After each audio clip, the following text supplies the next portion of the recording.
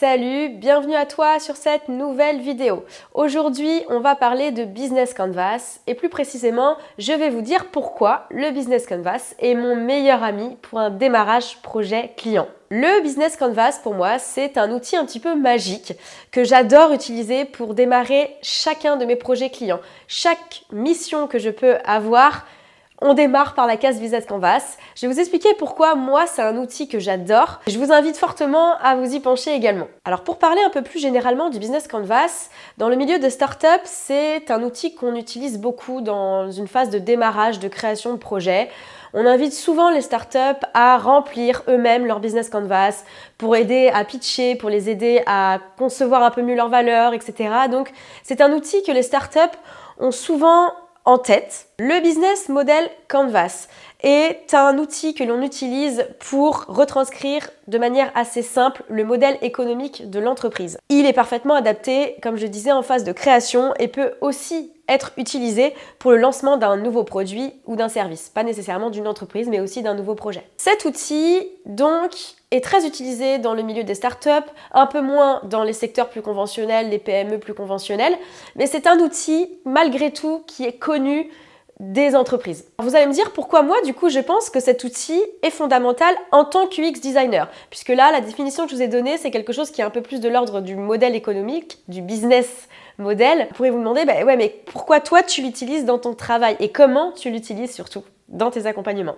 Quand j'ai démarré en tant que freelance, il faut savoir que moi, les prospects, ils venaient me voir pour une chose, faire de belles maquettes. On venait me voir, on me contactait, on me disait, Nolwenn, est-ce que je peux avoir des jolies maquettes? En gros, c'était un peu ça qui était demandé. Même s'ils comprenaient la différence entre UX et UI, selon eux, ils me contactaient toujours avec le brief initial qui était on veut quelque chose qui plaise aux utilisateurs, on veut quelque chose de joli. Voilà, c'était un peu ça le brief de départ. Mon plus gros travail, moi, en fait, se passe pour cette partie-là d'avant-vente, la partie d'avant-vente où je vais devoir lui faire comprendre que l'UX design, ça s'inscrit dans la stratégie de l'entreprise, dans le business de l'entreprise et qu'il ne s'agit pas juste de faire de belles maquettes. Au fur et à mesure de mes missions, je me suis rendu compte de ça, que les missions que j'avais réussies, les missions où moi j'étais satisfaite de mon travail, où le client et les utilisateurs finaux étaient satisfaits du travail, c'est quand je réussissais, je parvenais à vraiment intégrer en amont l'UX dans la stratégie de l'entreprise, dans la stratégie business. Le problème, c'est qu'avant d'utiliser cet outil, je découvrais un peu la stratégie de l'entreprise au fur et à mesure de la mission. Ça arrivait qu'on me dise au bout de X jours de mission « Ah, mais Nolwenn, on a oublié de te dire, on est en train de faire une levée de fonds et du coup, on va faire pivoter notre stratégie d'entreprise et on va du coup changer notre produit. Ça va intégrer des nouvelles fonctionnalités. C'est vrai, on a oublié de te le dire. Ou bien, ce que vous proposez là, c'est super, c'est fluide, on est OK.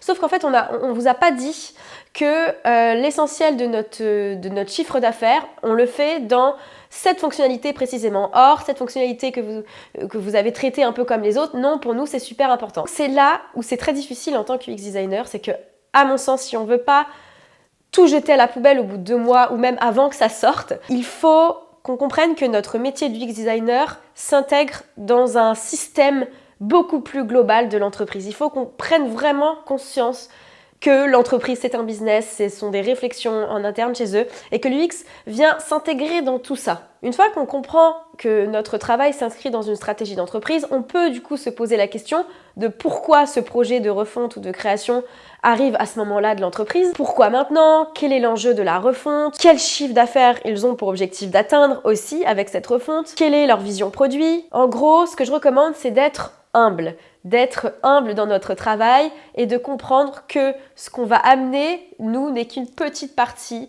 visible de l'iceberg, mais qu'il y a plein d'autres choses dans la vie d'une entreprise et on essaie de se remettre à notre place. Moi, j'essaie de me remettre à ma place et de me dire, je vais essayer de comprendre tout ça. Donc si on fonce un petit peu dans ce que j'appelle moi le deep work, c'est-à-dire vraiment dans le cœur de notre métier, la research, les maquettes, on y va, on fonce, avant même de prendre un peu de recul en amont, au démarrage, c'est risqué. C'est risqué pour la suite, c'est risqué pour les raisons que j'ai évoquées précédemment, à savoir des clients qui se souviennent de choses qui n'ont pas été dites avant et qui vont impacter, nous, notre travail. C'est là où moi, j'ai cherché un outil qui me permettait de récolter toutes ces informations. Je me disais comment je peux récolter les informations liées au business sans que ça me prenne trop de temps parce que ce n'est pas mon métier de fait non plus, mais comment je peux trouver quelque chose qui me permet à la fois rapidement d'entrer dans l'entreprise, de comprendre un peu les rouages et qui me donne une vision assez exhaustive, le plus possible en tout cas, de ce qui se passe dans cette entreprise-là, pour que je puisse moi ensuite dérouler la suite. C'est comme ça que j'ai trouvé le business model Canvas.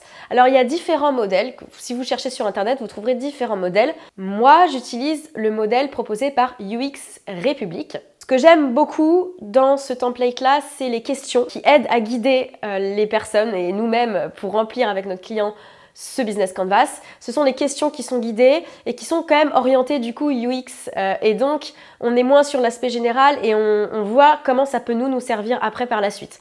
Donc ce template, je le recommande vivement. Une fois rempli, je vais vous montrer rapidement à quoi il ressemble. Vous voyez que c'est foisonnant, il y a pas mal de choses. Certaines cases sont plus remplies que d'autres. C'est un peu ce à quoi on s'attend à la fin de cet atelier, mais ce n'est pas forcément toujours rempli de la même façon. Mais globalement, voilà, on peut avoir une idée avec ce business canvas rempli. Comme je le disais, désormais, toutes mes missions commencent par un atelier business canvas avec mes clients en visio. C'est très souvent à distance, pour pas dire même 100% de mon temps. C'est un atelier qu'on fait en visio à distance. L'atelier dure en moyenne entre 2 et 3 heures. On est plus sur 3 que 2. Ça va dépendre un peu du niveau de maturité de l'entreprise. Mais voilà, on est entre 2 et 3 heures. Et ce qui est très important pour moi, c'est que je souhaite que les décideurs, l'ensemble des décideurs soient présents à cet atelier. S'il y a 2 cofondateurs, je veux les 2 cofondateurs. S'il y a un chef de projet qui va guider ensuite mon travail, c'est cette personne-là qui va suivre mon travail, je veux qu'il y ait le fondateur et ce chef de projet. Je veux toujours que les décideurs soient présents sur cet atelier-là. En revanche, attention, je ne demande pas à ce qu'il y ait toutes les parties prenantes du projet qui soient présentes sur cet atelier-là. Parce que c'est difficile, c'est un atelier où je vais instaurer un climat de confiance et pour démarrer la mission, c'est important pour moi qu'on soit en petit comité. Je reste vraiment sur un cercle très fermé des décideurs. Je dis souvent, pour cet atelier en démarrage, je leur dis qu'en fait cet outil-là, ce n'est pas pour eux, mais c'est pour moi. C'est ce qui me permet de faire passer un peu mieux la pilule parce que certaines boîtes disent « bah ouais mais moi j'ai déjà rempli ça, j'ai déjà fait cet atelier ». Je leur dis « oui mais attention, là on n'est pas sur un modèle classique, là ce que je veux c'est pour moi, pour avoir un maximum d'informations, au lieu de passer un mois en immersion dans votre entreprise, on va passer 2 heures. Ça va être des questions très orientées et ça va me permettre moi de pouvoir dérouler la suite du projet. Donc je focus vraiment sur moi, je ne remets pas en cause leur capacité à le remplir tout seul ou autre, mais je dis que j'ai besoin de ça. Et le fait de dire que c'est moi, c'est mon besoin pour mener à bien la mission, très souvent, c'est super bien reçu et ils se prêtent au jeu. Et alors ce qui est rigolo, c'est que même les boîtes, les entrepreneurs qui me disent « je suis habituée à l'exercice, ça me va, je l'ai déjà fait, ça va aller vite », bah en fait, quand je le fais avec eux, je m'aperçois que non. Il y a des points, surtout quand ils sont plusieurs, des cofondateurs, bah, ils ne sont pas forcément d'accord entre eux sur certains points. Il y a des choses qui ont évolué entre-temps, qu'on découvre des choses et que dans 90% des cas, ce n'est pas si simple que ça. Certains ont vraiment du mal à remplir certaines cases du business canvas. C'est difficile, c'est un exercice qui est difficile. Donc voilà, il ne faut pas le sous-estimer non plus. C'est là où je vais te parler de ton rôle, toi, en tant que UX designer dans cet exercice, dans cet atelier. Ça mérite qu'on s'y penche un petit peu plus en détail parce que je ne vais pas vous mentir. Honnêtement, après ces 2-3 heures d'atelier, je suis rincée. Je suis vraiment ultra fatiguée. C'est un exercice qui est très intense pour moi, qui est l'un des plus difficiles puisque c'est le démarrage. Je ne connais pas encore très bien mon client. Voilà, tout n'est pas encore installé. Il faut être très concentré dans l'exercice. Pourquoi c'est difficile pour moi et fatigant? Parce que je dois à la fois retranscrire ce qu'il me dit, parce que moi je ne veux pas qu'il prenne des notes, je veux qu'il se concentre lui à fond sur ses réflexions, donc je ne veux pas qu'il ait la charge de prendre les notes, donc c'est moi qui vais prendre les notes. Donc il faut que je sois à la fois capable de le challenger, de le débloquer quand il ne sait pas répondre à certaines questions, d'essayer de re-questionner les choses, de synthétiser ce qu'il va me dire, d'essayer de creuser à des endroits où c'est pas très clair et d'être capable voilà, d'écrire tout ça, de remplir progressivement les cases. Donc ça, c'est déjà quelque chose qui est pas forcément simple. Et aussi, il ne faut pas oublier que cet atelier, l'objectif final, c'est que toi, ensuite, tu puisses dérouler la suite de ton accompagnement. Donc, il y a un enjeu qui est assez fort personnel. Il y a un enjeu où on doit avoir du résultat, c'est pas juste 2-3 heures de discussion et il y a rien qui se passe. Il faut vraiment qu'on ait cette sensation de déblocage.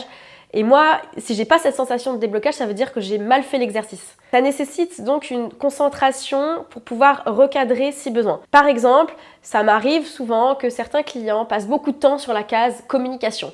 Ils vont parler des réseaux sociaux, de tout ce qu'ils sont en train de mettre en place, la stratégie de com, etc.